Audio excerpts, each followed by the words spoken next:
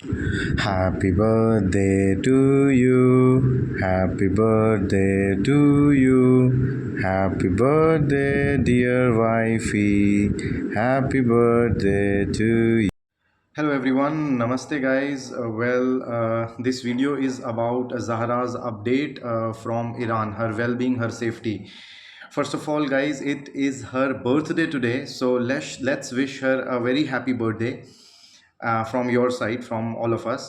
And update, as far as the update is concern, तो अभी वो अपने होम टाउन वापस आ गए हैं, which is very close to Tehran. Tehran से काफ़ी क्लोज़ है, जैसे अपना दिल्ली से गुड़गांव या नोएडा है, जस्ट इस तरह से तेहरान के काफ़ी क्लोज़ है। व्हाट्सएप की अगर बात करें तो व्हाट्सएप कम्युनिकेशन अभी बंद है वहाँ पे। फॉर्मली भी शायद वहाँ की गवर्नमेंट ने कुछ सिक्योरिटी रीजंस की वजह से या जो भी रीजंस होंगे उन्होंने व्हाट्सएप बंद कर दिया है। खबर है कि जल्दी वो दोबारा स्टार्ट कर सकते हैं, बट फिलहाल तक तो बंद है। हम लोग कम्युनिकेशन कैसे कर रहे थे वो मैंने आपको लास्ट वीडियो में बताया था कि हम लोग जीमेल पे मेल टाइप कर रहे थे, हम लोग गूगल मीट पे वीडियो कॉल्स कर रहे थे। और बाकी जब सिचुएशन थोड़ी सी और एक्सट्रीम हुई, मैंने वॉर के 2 दिन बाद आपके साथ वो अपडेट शेयर की थी, वीडियो बनाया था, बट उसके एक और 2 दिन बाद वहाँ पे फ़ोन में नेटवर्क, तेहरान जैसी जगह पर फ़ोन में नेटवर्क बिल्कुल चले गए थे। और फिर हमारी जो जीमेल और गूगल मेल पे भी बात हो रही थी वो भी नहीं हो पा रही थी। तो ज़हरा की एक सिस्टर है जो तेहरान से काफ़ी दूर, तेहरान से 8-10 घंटे की दूरी पर एक नॉर्थ में एक जगह है जो कंपैरेटिवली सेफ़र है, तो वहाँ पे नेटवर्क थे, तो उनके थ्रू मुझे ज़हरा के मैसेजेस मिल रहे थे ऑनलाइन। और जब हालात वहाँ पे ख़राब हुए, तो मतलब तेहरान में जब हालात बहुत ज़्यादा ख़राब हुए, न्यूज़ में आने लगा कि भाई यूएस बोल रहा है तेहरान के लोगों को कि भाई तेहरान खाली कर दो, एंड इज़राइल बोल रहा है तेहरान खाली कर दो। तब बहुत ज़्यादा अटैक्स की जो फ्रीक्वेंसी थी और इंटेंसिटी थी वो बहुत स्ट्रॉन्ग थी, तो बहुत डरावना वो माहौल था।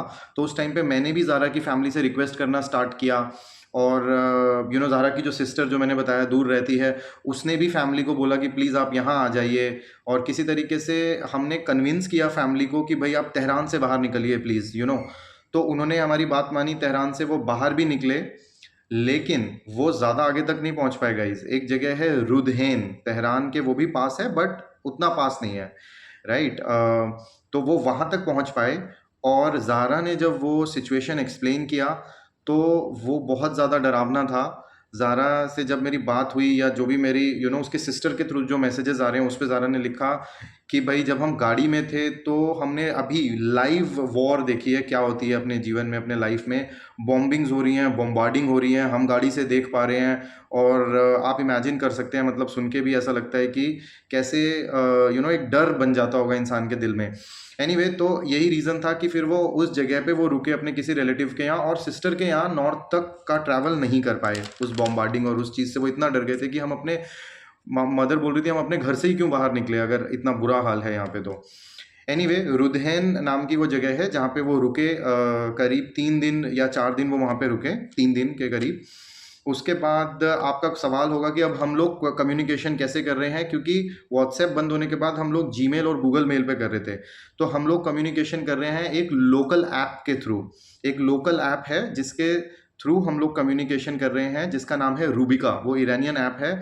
और रूबिका पे मैंने ज़ाहरा के ईरानियन नंबर से लॉगिन किया, ऐप इंस्टॉल करके लॉगिन किया। और फिर हम लोग उस पे बात कर पा रहे हैं, मतलब उसके उसके नंबर से मैंने लॉगिन किया, और वो मॉम का फ़ोन यूज़ करके इस तरीके से बात कर पा रहे हैं।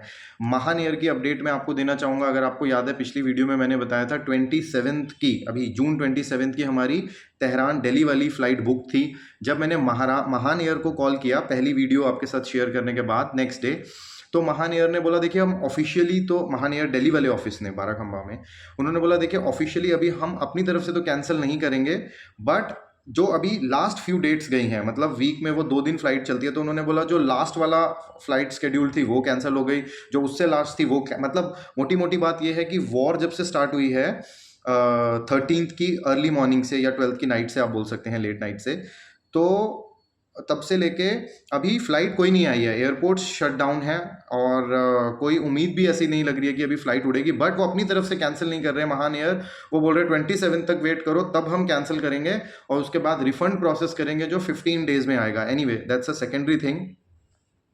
अब हमारा प्लान क्या है? अब ये बहुत इंपॉर्टेंट है, जहाँ पे मैं आप लोगों से कुछ चीज़ें जेन्युइनली शेयर करना चाहता हूँ। हो सकता है मुझे आपसे कुछ ऐसी इंस्पिरेशन, कुछ आपसे ऐसी गाइडेंस मिलेगी जिसके अकॉर्डिंगली हम अपना डिसीजन ले पाएँ। अब प्लान ये है कि मैं चाह रहा हूँ कि वहाँ से ज़हरा को, ईरान से ज़हरा को अभी इवैक्यूएट किया जाए, अभी रेस्क्यू किया जाए, राइट? रेस्क्यू करने का लास्ट टाइम जब हम रैंडमली सोच रहे थे तो रैंडम थॉट्स आ रहे थे कि क्या हम क्या मैं किसी लैंड बॉर्डर तक जाऊं, जैसे अर्मेनिया, और ज़हरा को किसी नेबरिंग कंट्री के लैंड बॉर्डर तक बुलाऊं, अर्मेनिया या अज़रबैजान। बट उसमें भी बहुत सारी चीज़ें हैं। देखिए, वैसे तो जनरली अज़रबैजान, अर्मेनिया, टर्की, इन सब का वीज़ा फ्री होता है ईरानियन सिटीजन्स के लिए।